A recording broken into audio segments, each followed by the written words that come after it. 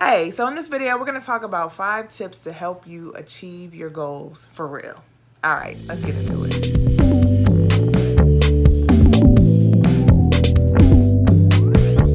Hey everyone, this is Tiffany with Boss on a Budget. I actually help new nonprofits get started. So if you need help starting a nonprofit, or you're thinking about starting a nonprofit, or you need help raising money for your nonprofit, make sure you are subscribed to this channel because I drop videos every week. And I wanted to do a video on helping to achieve goals, whether you have a nonprofit, whether you have a business, or you just need help figuring out how to make goal planning work for you. I wanted to share 5 tips that have helped me as I navigate my own business and as I help assist other nonprofit founders navigate their startup journey.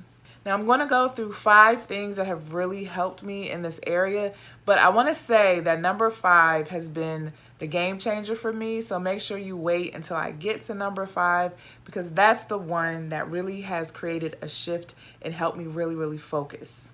So the first thing that is really helpful for me when I'm trying to achieve my goals is to be mindful of what the ultimate goal is.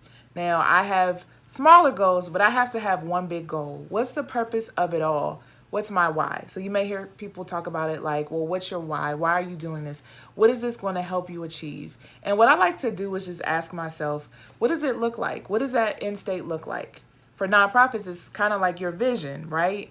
What does that look like when you get to the point where you felt like you've accomplished what you need to accomplish? What does it feel like? What's around you? What do you see when you're there? What does it smell like? All those kinds of things to help you dream and to help you imagine about what could be. And so I like to have that ultimate vision so I can keep that in mind. So when I create my other goals or goals to get there, right, I know why I'm doing it. And then when I begin to get off track, or sometimes when I feel like I don't know what I'm doing or I'm getting discouraged and this isn't working for me, I go back to the ultimate goal. What is it that I'm really trying to do? What is it I'm trying to get out of all of this? And in those instances, when I feel discouraged, a lot of times it's because I've gotten off track. I've lost sight of what I'm doing and why I'm really doing it. So it helps to go back to that ultimate vision to just ask myself, why, Tiffany, why did you want to do this in the first place? Why did you want to achieve this? And then it helps get me back on track. So the second thing that has helped me is I always have my ultimate goal, and my ultimate goals really are around my business. But you can do this in your life, you can do this with your nonprofit, whatever it is, your relationships, all of that.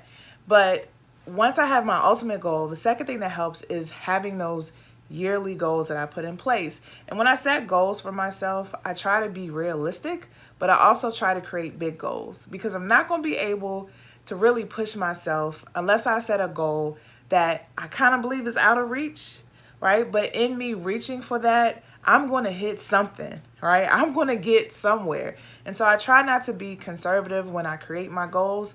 I try to dream and push myself.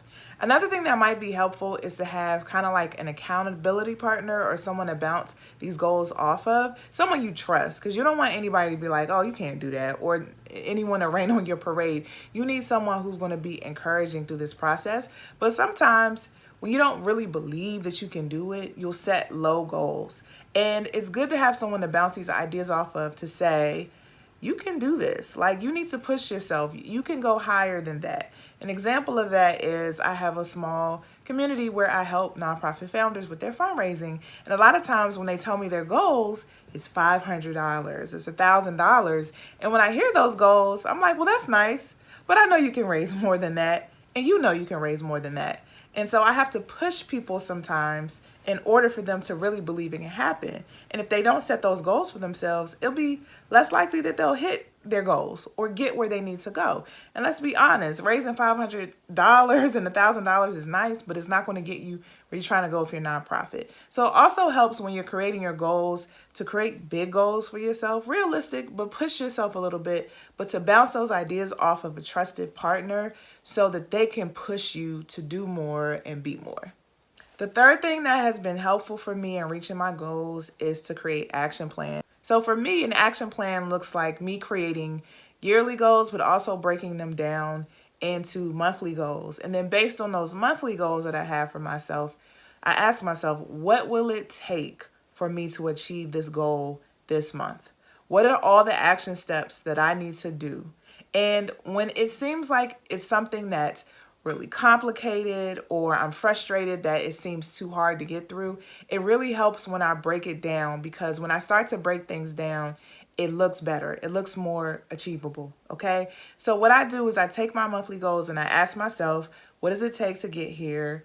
Who's going to be responsible for that? And if you're doing a business or a nonprofit, you're going to have other people more than likely working with you. So it's good to also, when you're planning those goals, to share the wealth, give some people some of the slack of what you're doing, but also to set deadlines for yourself, to set realistic deadlines and hold yourself to those deadlines and hold yourself accountable. Don't just put it out there knowing that it's so ridiculous that you're not going to get it anyway. So any deadline you put in place is not going to hold any weight, but really do justice. Honor yourself by saying, I'm going to do this by this time, right? And none of us is perfect. Sometimes I set due dates for myself and then things get out of the way. But if you get into the rhythm of doing this, eventually it will stick.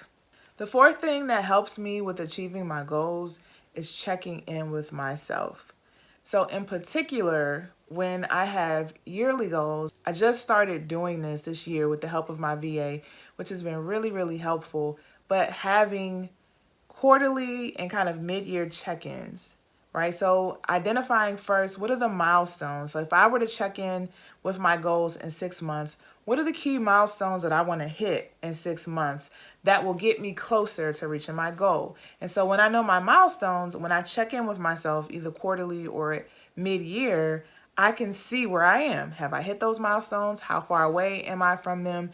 Do I need to adjust or retool anything? So having milestones and checking in with yourself is another piece of accountability to help you feel like, or help you understand where you are in the process and if you're still on track to reaching your goals. So at this point, I'm doing 6-month check-ins, but I eventually will probably move to quarterly check-ins with myself just to make sure that I'm on track. But I absolutely have quarterly milestones to let me know if I'm still headed in the right direction. I saved the best one for last because honestly, this has been a game changer for me. And it's so simple that it's ridiculous. But this has really, really helped me in achieving my goals and helping me to streamline some things and helping me to stay focused. I actually write things down, whether it's the goals that I have set for myself, whether or not it's a particular task I have to do or something that I really need to process for myself. Writing it down has really been helpful for me. There's something therapeutic about writing. There's something about going off in the quiet and saying, what do I want to do? How do I want to do this? And giving myself the space and the time to write it down. It has been a game changer for me, in particular when it comes to my social media and actually planning out my videos that I do with y'all. So I'll actually write down my notes. I don't type anything. And eventually I have a project management system. So some of the things that I do end up putting into my project management system. Shout out to ClickUp. If you want to see what that looks like, I have a link in the description box below. But it has been game changing for me to be able to write things down, to be able to go back to my notes and see what I wrote. I have this notebook. I actually have like 5 or 6 notebooks, but right now I'm working on 1 to 2 notebooks that I carry around everywhere I go. So when I have a thought, I try to find my notebook and I can write it down.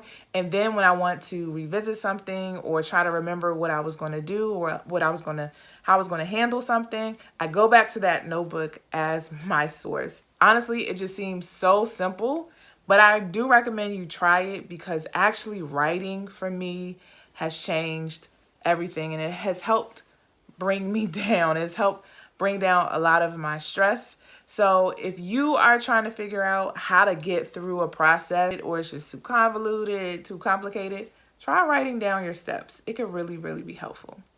So y'all, if you are still watching, I want to say thank you for watching. And if you need help with your nonprofit, you need help getting set up, make sure you check out my nonprofit startup workbook, which guides you through the first year of your nonprofit. If you need other resources for starting your nonprofit, you can check me out at www.bossonabudget.com. And I will see you in the next video.